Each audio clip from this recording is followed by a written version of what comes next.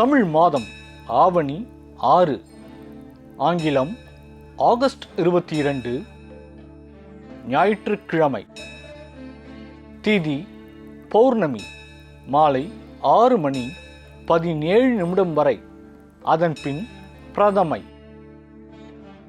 நட்சத்திரம் அவிட்டம், இரவு 9:07 வரை, அதன்பின் சதயம். சந்திராஷ்டமம் புனர்பூசம் மற்றும் பூசம். இன்றைய சிறப்பு ஆவணி அவிட்டம். ஆதித்யாய ச சோமாய மங்களாய புதாய ச குரு சுக்ர சனிभ्यश्च ராஹவே கேதவே நமः. ஜபா குசும சங்காசம் காஷ்யபேயம் மகாத்யுதிம் தமோரிம் சர்வபாபக்னம் பிரணதோஸ்மி திவாகரம்.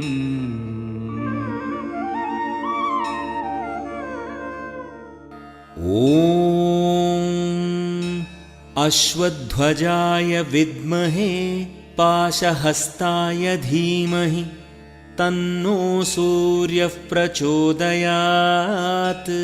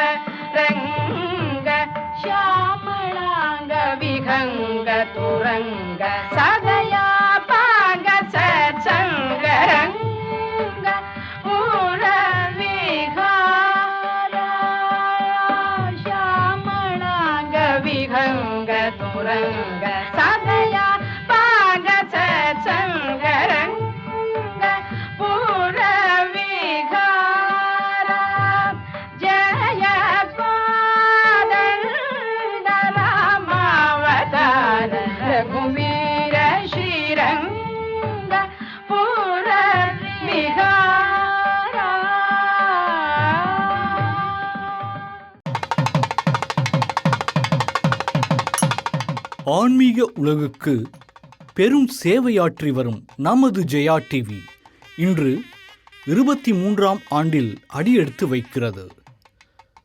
தமிழ் தனியார் தொலைக்காட்சிகள் ஆன்மீக நிகழ்ச்சிகளை ஒளிபரப்ப தயக்கம் காட்டி வந்த காலத்திலேயே பக்தி மனம் கமழும் தரமான நிகழ்ச்சிகளை தயாரித்து ஆன்மீக அன்பர்களின் நெஞ்சங்களில் நீங்கா இடத்தை பிடித்தது நமது ஜெயா டிவி.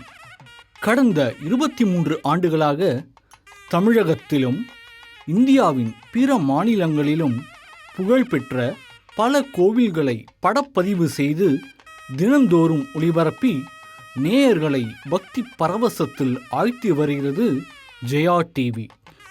அந்த வகையில் நமது பெட்டகத்திலிருந்து 23 தலைசிறந்த கோயில்களை கொணர்ந்து இந்த 23ஆம் ஆண்டு விழா நாளில் நேயர்களாகிய உங்களுக்கு வழங்குவதில் நாங்கள் பெருமகிழ்ச்சி அடைகிறோம்.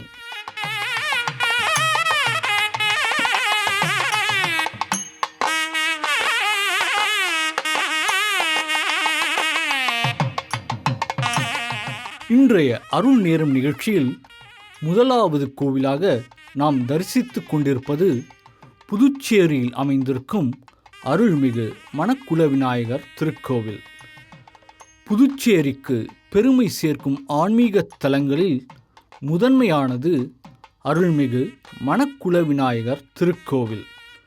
இக்கோவில் பிரெஞ்சுக்காரர்கள் புதுச்சேரிக்கு வருவதற்கு முன்பே, அதாவது 1666ஆம் ஆண்டுக்கும் முன்பே இருந்ததற்கான சான்றுகள் உள்ளன. கடலுக்கு மிக அருகில் மணற்பரப்புகளுக்கு மத்தியில் இருந்ததால் மணக்குள விநாயகர் என்று முன்பு அறியப்பட்டதாம். அதுவே காலப்போக்கில் மருவி மணக்குள விநாயகர் என்றாகிவிட்டதாக வரலாற்று ஆய்வாளர்கள் சொல்கிறார்கள். அகில இந்திய அளவில் தங்கத்தால் வேயப்பட்ட கோபுரம் கொண்ட ஒரே விநாயகர் கோவில் இதுவே ஆகும். மணக்குள விநாயகர் திருக்கோவில் 8000 சதுர அடி நிலப்பரப்பில் அமைந்துள்ளது. இத்தலத்தில் விநாயகர் சித்தி புத்தி அம்மைகள் சகிதமாக கிழக்கு நோக்கி அமர்ந்திருக்கிறார். வேறெங்கும் இல்லாத சிறப்பாக இத்தலத்தில் மட்டுமே விநாயகப் பெருமானுக்கு திருக்கல்யாணம் நடைபெறுகிறது. திருமணம், பிள்ளை வரம், கல்வியில் மேன்மை என பக்தர்கள் முன்வைக்கும் எல்லா வகையான பிரார்த்தனைகளையும் மணக்குள விநாயகர் கருணை உள்ளத்தோடு நிறைவேற்றி வைக்கிறார்.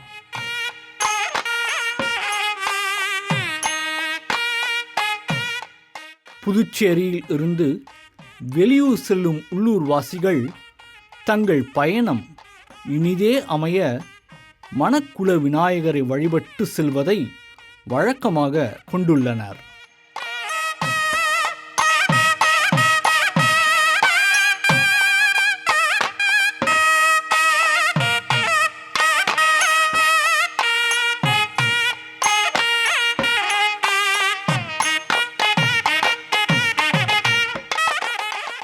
உலகமெங்கும் வாழும் இந்துக்களுக்கு மிக முக்கியமான கோயில்களில் ஒன்றாக திகழ்வது திருப்பதி ஏழுமலையான் திருக்கோவில்.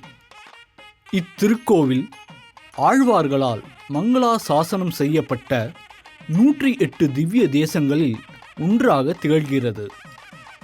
சேஷாத்ரி, கருடாத்ரி, நீலாத்ரி, அஞ்சனாத்ரி, விருஷபாத்ரி, நாராயணாத்ரி, வெங்கடாத்ரி என 7 மலைகள் சூழ்ந்த இடத்தில் அமைந்திருப்பதால் இத்தலம் ஏழுமலை என்றும், இத்தலத்தின் மூலவர் ஏழுமலையான் என்றும் அழைக்கப்படுகிறார்.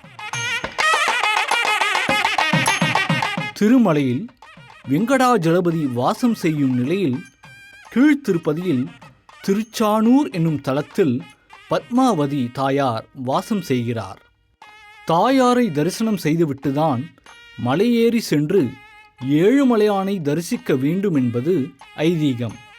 திருப்பதி க்ஷேத்திரமானது சந்திரன் பலம் பெற்ற தலம் என்பதால் இத்தலத்திற்கு சென்று ஏழுமலையானை வழிபடும் பக்தர்களுக்கு மனக்குழப்பங்கள் நீங்கி நல்வாழ்வு பிறக்கும் என்பது நம்பிக்கை. திருப்பதி திருமலையில் ஆண்டுதோறும் நடக்கும் நவராத்திரி பிரம்மோற்சவ திருவிழாவும் ரத சப்தமி திருநாளும் மிக பிரசித்தம். நாள்தோறும் இத்தலத்திற்கு ஆயிரக்கணக்கான பக்தர்கள் வருகை தருவதை காணும்போது திருப்பதி சென்று திரும்பி வந்தால் திருப்பம் நேரும் எனும் கூற்று எத்தனை உண்மை என்பதை உணர முடியும்.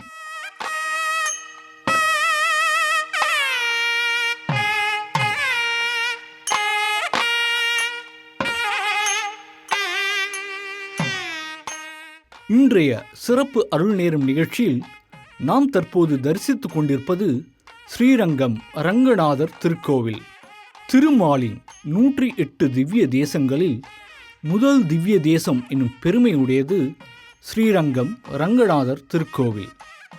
பொய்கையாழ்வார், பூதத்தாழ்வார், பேயாழ்வார், நம்மாழ்வார், ஆண்டாள், பெரியாழ்வார், திருமங்கை ஆழ்வார், குலசேகர ஆழ்வார், திருமழிசை ஆழ்வார், திருப்பானாழ்வார், தொண்டரடி பொடியாழ்வார் ஆகிய ஆழ்வார்களால் மங்களாசாசனம் செய்யப்பட்ட திருத்தலம். காவிரி மற்றும் கொள்ளிடம் ஆறுகளால் சூழப்பட்ட சிறிய தீவே ஸ்ரீரங்கம். ஸ்ரீரங்கம் ரங்கநாதர் திருக்கோவிலின் ராஜகோபுரம் 236 அடி உயரத்துடன் இந்தியாவின் மிகப்பெரிய ராஜகோபுரமாக திகழ்கிறது. இங்கு 7 சுற்று மதில்களுக்குள் 158 ஏக்கர் பரப்பளவில் மிக அழகிய மண்டபங்கள் உடனும் திருக்குளங்கள் உடனும் மூலவரை தவிர்த்து ஏறக்குறைய 53 தனி சன்னதிகளுடனும் 21 கோபுரங்களுடனும் மிக பிரம்மாண்டமாக அமைந்திருக்கிறது ஸ்ரீரங்கம் ரங்கநாதர் திருக்கோவில். ஸ்ரீரங்க க்ஷேத்திரத்தில் திருமால் சயன கோலத்தில் தெற்கு நோக்கியபடி அருள்பாலிக்கிறார். மோட்சம் தரும் தலம் இதுவென்பதால் இத்தலத்து பெருமாளை வணங்குவது பிறவி பயனாக கருதப்படுகிறது. திருமண வரம், குழந்தை பாக்கியம், கல்வி, ஞானம், வியாபார விருத்தி, குடும்ப ஐஸ்வர்யம் கிடைக்கவும் விவசாயம் செழிக்கவும் ஸ்ரீரங்கநாதரிடம் பக்தர்கள் வேண்டிக் கொள்கின்றனர். பூலோக வைகுண்டம் என்ற பெருமைக்குரிய ஸ்ரீரங்கம் திருக்கோவிலில் வைகுண்ட ஏகாதசி, கிருஷ்ண ஜெயந்தி உள்ளிட்ட திருவிழாக்கள் சிறப்பாக கொண்டாடப்படுகின்றன. இவை தவிர ஆண்டுதோறும் 3 பிரம்மோற்சவங்கள் இத்திருத்தலத்தில் நடக்கின்றன.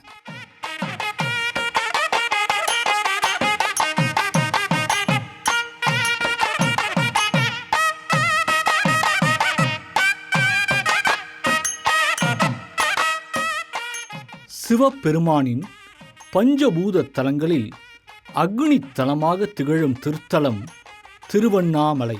பிரம்மனுக்கும் விஷ்ணுவுக்கும் தங்களில் யார் பெரியவர் என்ற வாதம் எழுந்தபோது அடியும் முடியும் காண முடியாத ஜோதி சொரூபமாக காட்சியளித்து சிவபெருமான் அற்புதம் நிகழ்த்திய திருத்தலம். நினைத்தாலே முக்தி என்ற பெருமைக்கு பாத்திரமாக விளங்குகிறது திருவண்ணாமலை க்ஷேத்திரம். அப்பர், சுந்தரர், சம்பந்தர், மாணிக்க வாசகர் ஆகியோர் இத்தலத்து இறைவன் மீது தேவார பதிகங்களை பாடியுள்ளனர். திருவண்ணாமலையில் இருக்கும் மலையே சிவபெருமானின் அம்சமாக திகழ்வதாக நம்பிக்கை. இதன் காரணமாக மாதந்தோறும் பௌர்ணமி நாட்களில் இத்திருத்தலத்தில் மலையை சுற்றி கிரிவலம் வருவதை பக்தர்கள் வழக்கமாக கொண்டுள்ளனர்.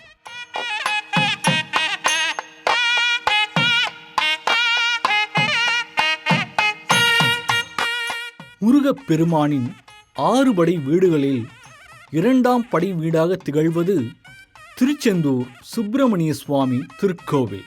முருகனின் 6 படை வீடுகளில் பிற தலங்கள் மலை கோயில்களாக அமைந்திருக்க திருச்செந்தூர் மட்டுமே கடற்கரையோரம் அமைந்துள்ளது. ஐப்பசி மாதத்தில் வளர்பிறை சஷ்டி திருநாளில் முருகப்பெருமான் சூரபத்மனை ஆட்கொண்ட திருத்தலம் இந்த திருச்செந்தூர். ஆண்டுதோறும் இத்தலத்தில் நடைபெறும் சூரசம்ஹாரம் நிகழ்வை லட்சக்கணக்கான பக்தர்கள் வருகை தந்து நேரில் தரிசிக்கின்றனர். சூரசம்ஹார விழாவுக்கு அடுத்த நாளில் வருடந்தோறும் இத்தலத்தில் முருகன் தெய்வானை திருக்கல்யாணம் நடக்கிறது. முருகப்பெருமான் இத்திருத்தலத்தில் சூரனை ஆட்கொண்டதால் ஜெயந்திநாதர் என அழைக்கப்படுகிறார். அப்பெயரே பிற்காலத்தில் செந்தில் நாதர் என்று மருவியதாக கூறப்படுகிறது. அதேபோல் திரு ஜெயந்திபுரம் என்ற தலத்தின் பெயரும் பிற்காலத்தில் திருச்செந்தூர் என மருவியதாக கூறப்படுகிறது. திருச்செந்தூருக்கு வருகை தந்து விரதமிருந்து முருகனை வழிபட்டால் தடைப்பட்ட திருமணம் கைகூடும். புத்திர பேறு வேண்டுவோருக்கு அழகான ஆயுள் தீர்க்கமான குழந்தை பிறக்கும் என்பது பக்தர்களின் நம்பிக்கை.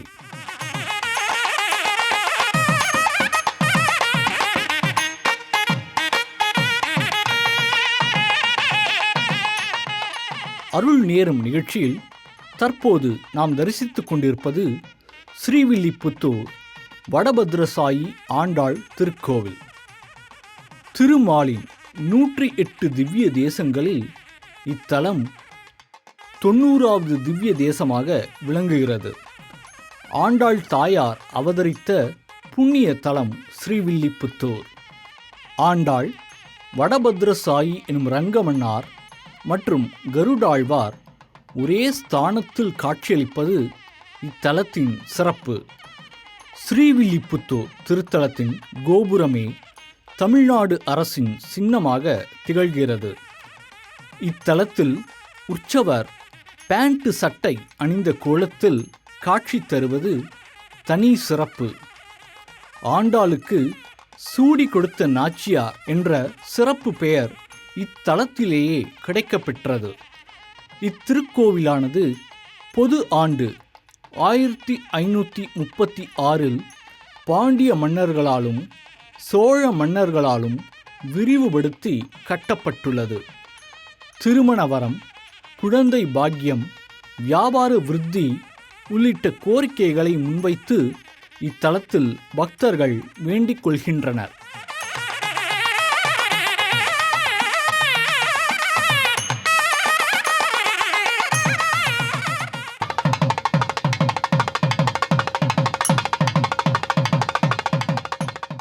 முருகப்பெருமானின் 6 படை வீடுகளில் 6ஆம் படை வீடாக திகழ்வது பழமுதிர்ச்சோலை. 6 படை முருகன் கோயில்களில் மூலஸ்தானத்தில் தம்பதி சமேதராக முருகப்பெருமான் காட்சியளிப்பது இத்தலத்தில் மட்டுமே.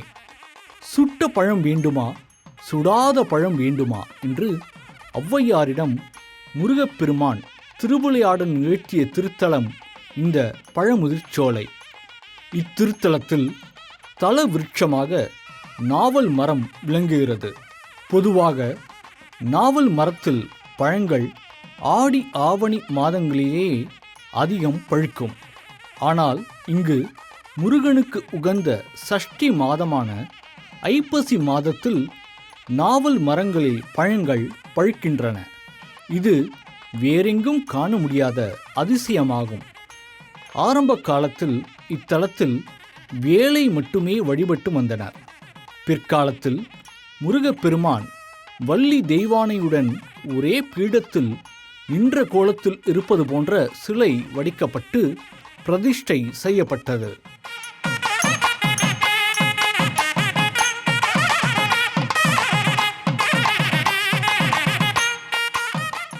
அருள் நேரம் நிகழ்ச்சியில் தற்போது நாம் தரிசித்துக் கொண்டிருப்பது மாங்காடு காமாட்சி அம்மன் திருக்கோவில். சிவபெருமானை வேண்டி அம்பிகை ஒற்றை காலில் நின்று தவமிருந்த திருத்தலம் இந்த மாங்காடு. இத்தலத்தில் தவமிருந்த பின்தான் காஞ்சிபுரத்தில் ஏகாம்பரநாதரை மணம் முடித்தார் என்பது புராணம். மாங்காடு திருத்தலத்தில் ஸ்ரீ சக்கரம்தான் பிரதானமாக கருதப்படுகிறது. பஞ்சலோக காமாட்சிக்கு அபிஷேகமும் ஸ்ரீ சக்கரத்துக்கு அர்ச்சனையும் செய்யப்படுகிறது.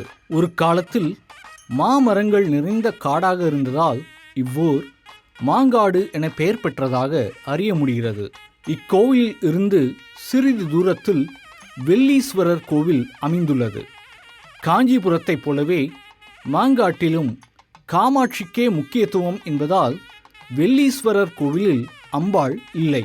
மாங்காடு காமாட்சி கோவிலில் 6 வார வழிபாட்டு முறை மிகவும் பிரசித்தம். அதாவது வாரத்தில் ஒரு குறிப்பிட்ட நாளில் தொடர்ந்து 6 வாரங்கள் அம்பாளை தரிசித்தால் மனதில் நினைத்தது நிறைவேறும் என்பது நம்பிக்கை.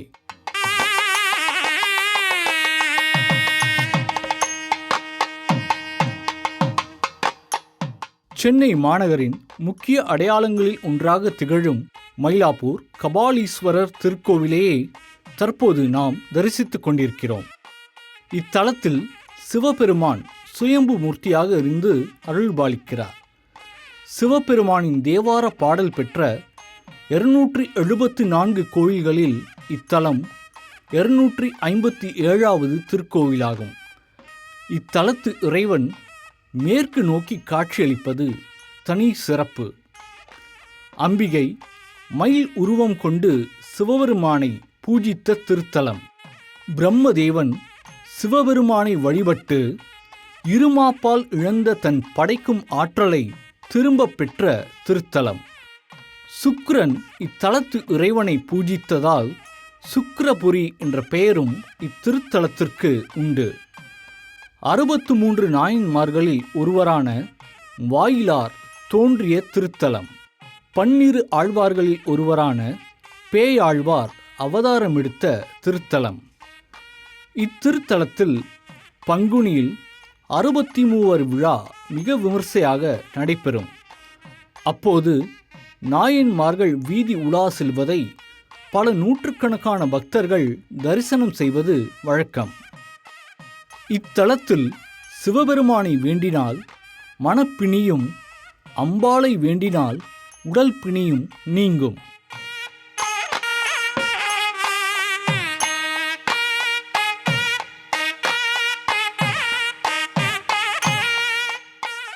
தற்போது நாம் தரிசித்துக் கொண்டிருப்பது மன்னார்குடி ராஜகோபால சுவாமி திருக்கோவில். இக்கோவிலானது 23 ஏக்கர் நிலப்பரப்பில் அமைந்துள்ளது. உலகிலேயே 13வது பெரிய கோவில் என்ற பெருமையும் மன்னார்குடி ராஜகோபால சுவாமி திருக்கோவிலுக்கு உண்டு. இத்தலத்தில் மூலவர் வாசுதேவ பெருமாள், உற்சவர் ராஜகோபால சுவாமி. மூலவரின் பெயரால் குறிப்பிடப்படாமல் உற்சவரின் பெயரால் இத்தலம் அழைக்கப்படுவது சிறப்பு. இத்திருக்கோவிலில் தாயார் செங்கமலத் தாயார் என்கிற திருநாமத்துடன் அருள்பாலிக்கிறார். செண்பக மரம் இக்கோவிலின் தல விருட்சமாக உள்ளது. மன்னார்குடி அருள்மிகு ராஜகோபால சுவாமி கோவிலில் 16 கோபுரங்கள், 18 விமானங்கள், 7 பிரகாரங்கள், 7 மண்டபங்கள், 24 சன்னதிகள், 9 தீர்த்தங்கள் உள்ளன.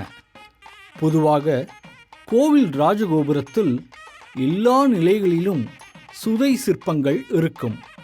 ஆனால் இக்கோவிலின் 11 நிலை ராஜகோபுரத்தில் கீழிருந்து மேலாக முதல் 6 நிலைகளில் சுதை சிற்பங்கள் எதுவும் இல்லை. 7வது நிலையில் இருந்தே சுவாமி சிலைகள் வடிக்கப்பட்டிருக்கிறது. இத்தகைய வித்தியாசமான அமைப்பில் கோபுரத்தை காண்பது அரிது.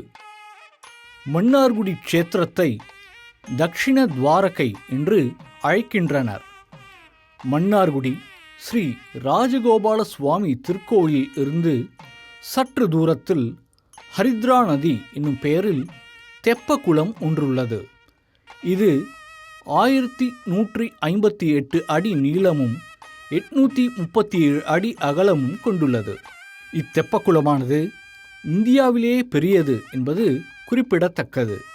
கிருஷ்ண பரமாத்மாவை தரிசிக்க வேண்டி முனிவர்கள் தவமிருந்த குளம் இது. இக்குளத்தை யமுனை நதியாக கருதுவதால் ஹரித்ரா நதி என்ற பெயரில் அழைக்கப்படுகிறது. ஸ்ரீ ராஜகோபால சுவாமி இக்கோவிலில் மாடு மேய்க்கும் கண்ணன் கோலத்தில் காட்சி தருகிறார். செண்பக மரங்கள் நிறைந்து காணப்படும் திருத்தலம் என்பதால் செண்பகாரண்ய க்ஷேத்திரம் என்று இத்திருத்தலம் அழைக்கப்படுகிறது. மன்னார்குடி ராஜகோபால சுவாமியை வேண்டினால் கால்நடைகள் நோயின்றி வாழும், திருமணம் கைகூடும், குழந்தை பேறு கிடைக்கும் என்பது நம்பிக்கை.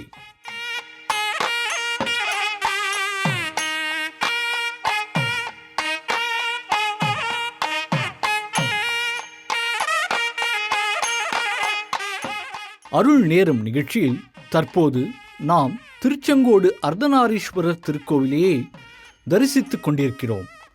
இது திருஞான சம்பந்தரால் பாடப்பெற்ற திருத்தலமாகும். இத்தலத்தில் சிவபெருமான் சுயம்பு மூர்த்தியாக அருள்பாலிக்கிறார். சிவனின் தேவார பாடல் பெற்ற 274 சிவாலயங்களில் இது 208வது தேவார தலமாகும். கொங்கு மண்டலத்தில் தேவார பாடல் பெற்ற 4வது திருத்தலம் இது என்பது கூடுதல் தகவல். இத்திருத்தலம் பற்றிய குறிப்புகள் சிலப்பதிகாரம், தேவாரம், கந்தர் அனுபூதி முதலியவைகளில் காணப்படுகின்றன. திருச்செங்கோடு என்பதற்கு அழகிய இறைத்தன்மை பொருந்திய செந்நிற மலை என்றும் செங்குத்தான மலை என்றும் பொருள். மலையின் பெயரே ஊருக்கு அமைந்துவிட்டது. சிவன் ஒரு பாதி, சக்தி ஒரு பாதி என சிவனார் மாதொரு பாகனாக காட்சி தரும் திருத்தலம் இந்த திருச்செங்கோடு. பொதுவாக சிவாலயங்களில் லிங்கம் இருப்பது மரபு. இங்கே மலையே லிங்கமாக கருதப்படுவதால் மலைக்கு எதிரே பெரிய நந்தி உள்ளது. திருச்செங்கோடு மலையை பௌர்ணமி நாளில் கிரிவலம் வந்தால் கைலாயத்தையும் வைகுண்டத்தையும் வலம் வந்த பலன் கிடைக்கும். கணவன் மனைவி ஒற்றுமையுடன் வாழ இத்திருக்கோவிலில் கேதார கௌரி விரதம் புரட்டாசி வளர்பிறை அஷ்டமி திதியில் ஆரம்பித்து 21 நாட்கள் கடைபிடிக்கப்படுகிறது. திருச்செங்கோடு சென்று அர்த்தநாரீஸ்வரரை வழிபட்டால் கணவன் மனைவிக்குள் ஒற்றுமை தழைத்தோங்கும், நாகதோஷம் விலகி சுகமான நல்வாழ்வு மலரும் என்பது நம்பிக்கை.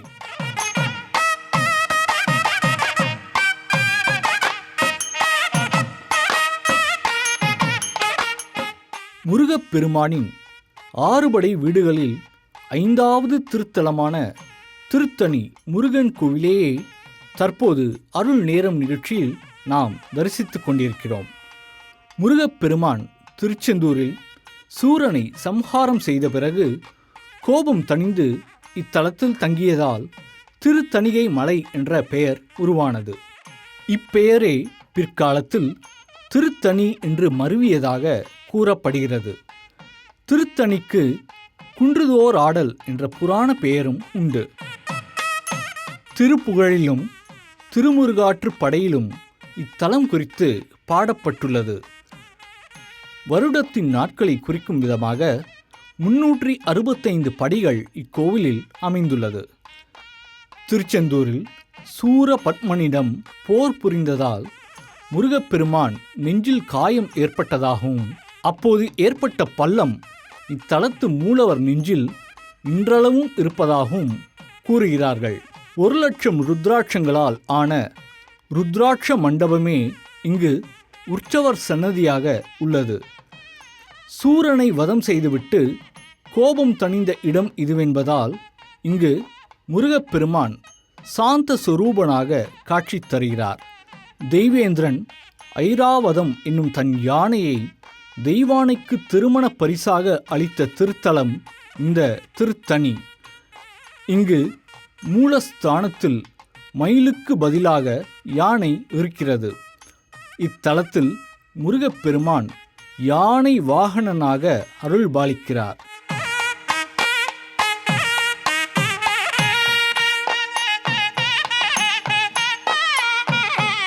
நாமக்கல் ஆஞ்சநேயர் திருக்கோவிலே தரிசித்துக் கொண்டிருக்கிறோம். இக்கோவிலில் 18 அடி உயரத்தில் ஒற்றை கல்லில் ஆன ஆஞ்சநேயர் கையில் ஜபமாலையுடனும் இடுப்பில் கத்தியுடனும் பக்தர்களுக்கு அருள்பாலிக்கிறார். இக்கோவிலின் எதிரில் லக்ஷ்மி நரசிம்மர் நாமகிரி தாயார் திருக்கோவில் அமைந்துள்ளது. அதனை நோக்கி கைகூப்பி வணங்கியபடி இக்கோவிலில் ஆஞ்சநேயர் காட்சியளிக்கிறார்.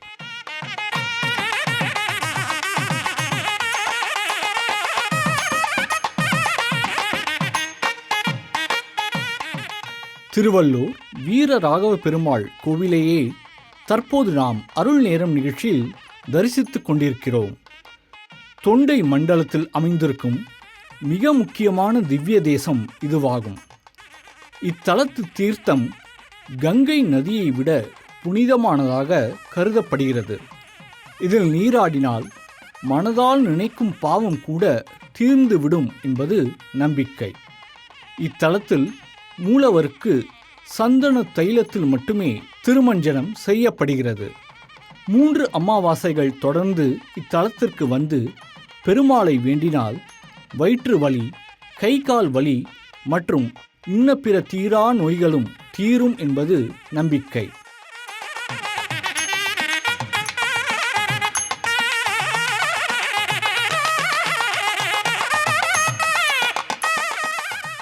சென்னை டி நகரில் அமைந்திருக்கும் அகஸ்தியர் திருக்கோவிலையே இப்போது நாம் தரிசித்துக் கொண்டிருக்கிறோம். இக்கோவில் கட்டப்பட்டு சற்றேறக்குறைய 80 ஆண்டுகள் ஆகின்றன. இக்கோவிலில் அகஸ்தியர் சன்னதி தவிர சித்தி புத்தி விநாயகர், சுந்தர வடிவாம்பிகை உடனுரை சுந்தர வணிபேஸ்வரர், மகாலட்சுமி சகித்த பெருமாள், வள்ளி தேவசேனா சகித்த முருகப்பெருமான், ஐயப்பன், ஆஞ்சநேயர் சன்னதிகள் உள்ளன. அண்மை கால கோவிலாக இருந்தாலும் மிகவும் சக்தி வாய்ந்த கோவிலாக இது கருதப்படுகிறது.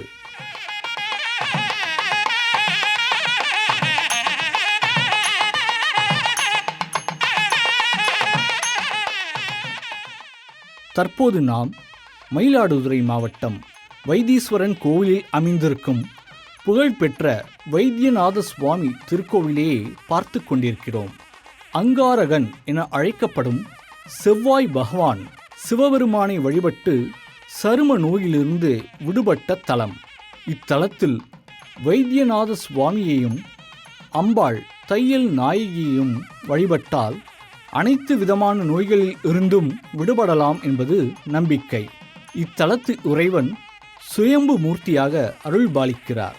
இக்கோவிலின் 5 கோபுரங்களும் ஒரே நேர்கோட்டில் அமைந்திருப்பது சிறப்பு.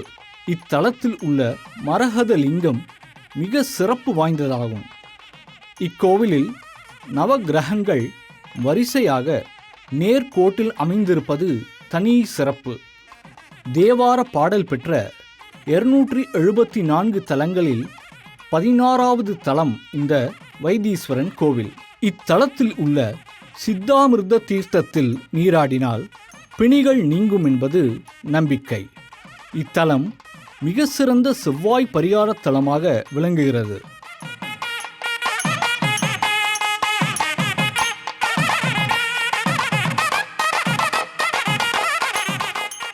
முருகப்பெருமானின் 6 படை வீடுகளில் முதல் படை வீடான திருப்பரங்குன்றம் சுப்பிரமணியர் திருக்கோவிலேயே அருள் நேரம் நிகழ்ச்சியில் தற்போது நாம் தரிசித்துக் கொண்டிருக்கிறோம். இத்தலத்தில் மட்டுமே முருகனின் வேலுக்கு அபிஷேகம் நடத்தப்படுகிறது. இத்தலத்தில் சிவன், விஷ்ணு, விநாயகர், முருகர், துர்க்கை என்ற 5 தெய்வங்களும் உள்ளது. இத்தலத்தில் 11 தீர்த்தங்கள் உள்ளன. இத்தலம் குடவரை கோவிலாக இருப்பதால் மலையே விமானமாக கருதப்படுகிறது. இதனால் கருவறைக்கு மேலே தனி விமானம் இல்லை.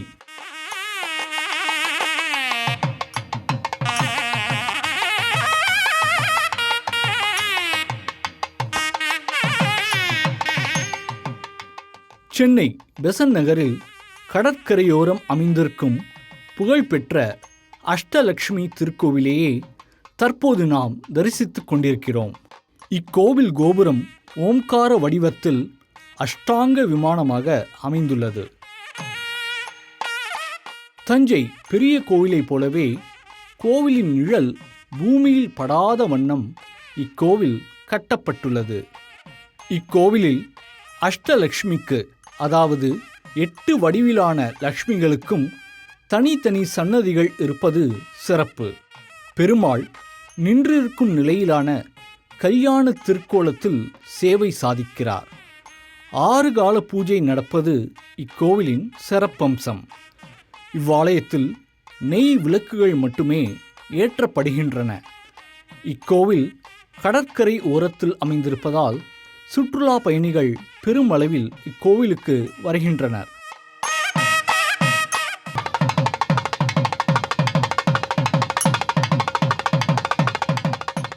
வேலூர் மாவட்டத்தில் அமைந்திருக்கும் ரத்னகிரி முருகன் திருக்கோவிலேயே தற்போது நாம் அருள் நேரம் நிகழ்ச்சியில் தரிசித்துக் கொண்டிருக்கிறோம். இத்திருக்கோவிலில் முருகப்பெருமான் குழந்தை வடிவில் பாலமுருகனாக இருப்பதால் கந்த சஷ்டியின் போது சூரசம்ஹார நிகழ்வு இத்தலத்தில் நடப்பது இல்லை.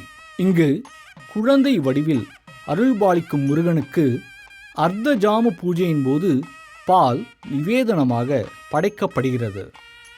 இத்தலத்து முருகனுக்கு பூஜையின் போது சாற்றப்படும் மலர்கள், நெய்வேத்தியம், தீபாராதனை, பூஜை செய்யும் அர்ச்சகர் என அனைத்தும் முருகனுக்கு உகந்த 6 என்ற எண்ணிக்கையில் அமைந்திருப்பது தனி சிறப்பு. ஐப்பசி பௌர்ணமியில் சிவாலயங்களில் நடத்தப்படுவதைப் போல இத்தலத்தில் முருகப்பெருமானுக்கு அன்னாபிஷேகம் நடத்தப்படுகிறது. இக்கோயிலில் ஆடி கிருத்திகை நாளன்று முருகப்பெருமான் ரத்னங்களால் ஆன ஆடை அணிந்து காட்சி தருகிறார்.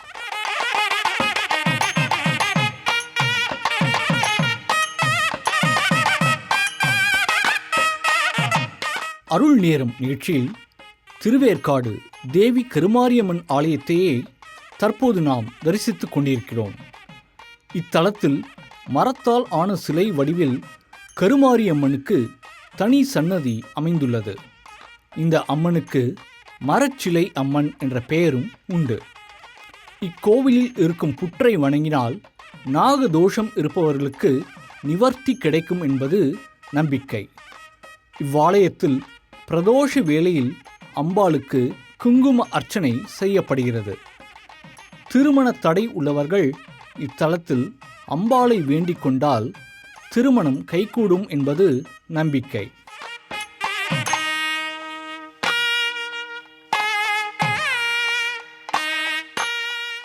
கர்நாடக மாநிலத்தில் அமைந்திருக்கும் புகழ்பெற்ற கொல்லூர் மூகாம்பிகை திருக்கோவிலையே இன்றைய அருள் நேரம் நிகழ்ச்சியில் தற்போது நாம் தரிசித்துக் கொண்டிருக்கிறோம். இத்தலத்தில் முன்பு லிங்கத்தினுள் அரூபமாக இருந்தார் அம்பாள். தனது வருகையின் போது இதனை உணர்ந்து கொண்ட ஆதிசங்கரர் இத்தலத்தில் தவம் இருந்தார். அவருக்கு சாந்த வடிவில் காட்சியளித்தாள் அம்பிகை. அந்த வடிவிலேயே அவளுக்கு சிலை வடித்து மூகாம்பிகை என்ற பெயரில் பிரதிஷ்டை செய்தார் ஆதிசங்கரர். இக்கோவிலில் மூகாம்பிகைக்கு அபிஷேகம் செய்யப்படுவதில்லை. சிவனுக்கு மட்டுமே அபிஷேகங்கள் நடத்தப்படுகின்றன. சிவலிங்கத்தின் நடுவே தங்க கோடு ஒன்று காணப்படுகிறது. இதை அபிஷேகத்தின் போது காண முடியும். இக்கோட்டின் இடதுபுறம் பிரம்மா, விஷ்ணு மற்றும் சிவனும், வலதுபுறத்தில் சரஸ்வதி, லக்ஷ்மி மற்றும் பார்வதியும் அருள்பாலிப்பதாக ஐதீகம். இத்தலத்தில் சிவபெருமானை கோல மகரிஷி வழிபட்டதால் கொல்லூர் என்ற பெயரில் இத்திருத்தலம் அழைக்கப்படுகின்றது. பொதுவாக பிற கோயில்கள் கிரகண காலத்தில் நடை சாத்தப்படும். ஆனால் இக்கோவிலில் கிரகணத்தின் போதும் தொடர்ந்து பூஜைகள் நடக்கின்றன.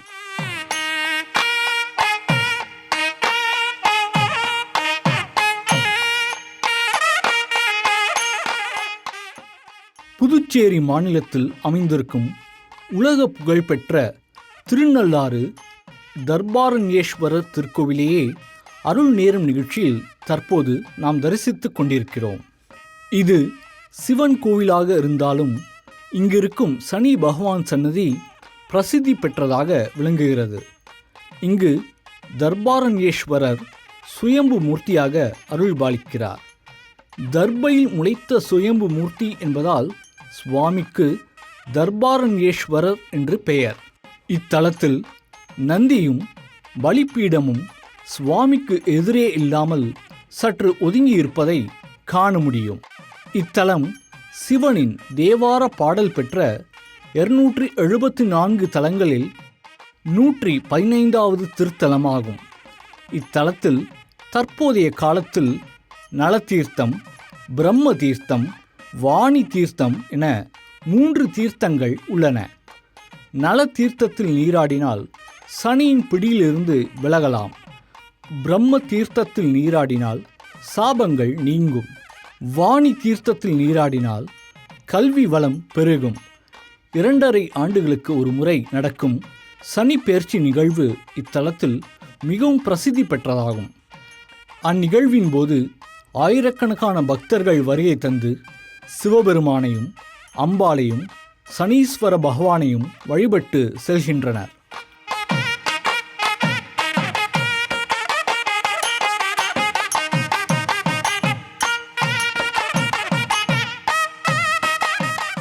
சென்னையின் ஆன்மீக அடையாளங்களில் ஒன்றாக திகழும் அருள்மிகு காளிகாம்பாள் திருக்கோவிலே அருள் நேரம் நிகழ்ச்சியில் தற்போது நாம் தரிசித்துக் கொண்டிருக்கிறோம்.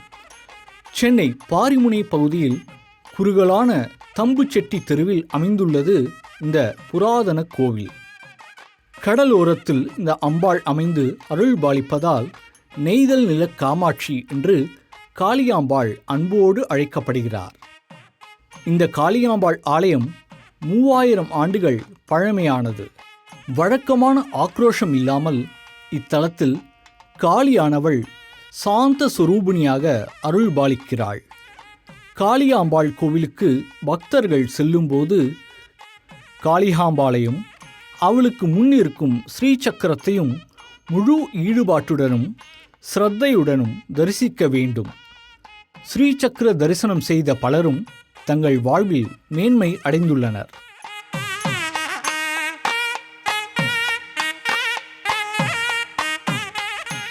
செல்வத்துக்கு அதிபதியான குபேரன் இத்திருத்தலத்திற்கு வந்து காளிகாம்பாளை வழிபட்ட பின்னரே செல்வம் பெருகியது என்று புராணங்கள் கூறுகின்றன. இத்தலத்தில் வழங்கப்படும் குங்கும பிரசாதம் மிகவும் பிரசித்தி பெற்றதாகும். மராட்டிய மாமன்னர் சத்ரபதி சிவாஜி 1674ஆம் ஆண்டு அன்னை காளிகாம்பாளை வழிபட்ட பின்னரே சிவாஜி தன்னை சத்ரபதியாக முடிசூட்டி கொண்டார் என்பது வரலாறு. மகாகவி பாரதியார் அதிதீவிர காளி பக்தராக இருந்தார். இத்தலத்து காளிகாம்பாள் மீது பாடல்களை பாடியிருக்கிறார் பாரதியார். தாலி பாக்கியம் நிலைத்திட வேண்டி இக்கோவிலுக்கு செல்வதை பெண்கள் வழக்கமாக கொண்டுள்ளனர்.